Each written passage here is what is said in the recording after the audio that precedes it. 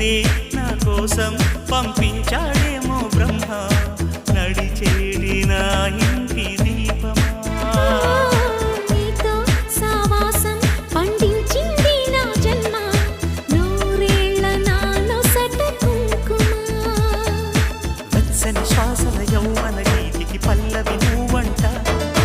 పచ్చని ఆశల పువ్వుల తీగకి పందిరి నీ జంట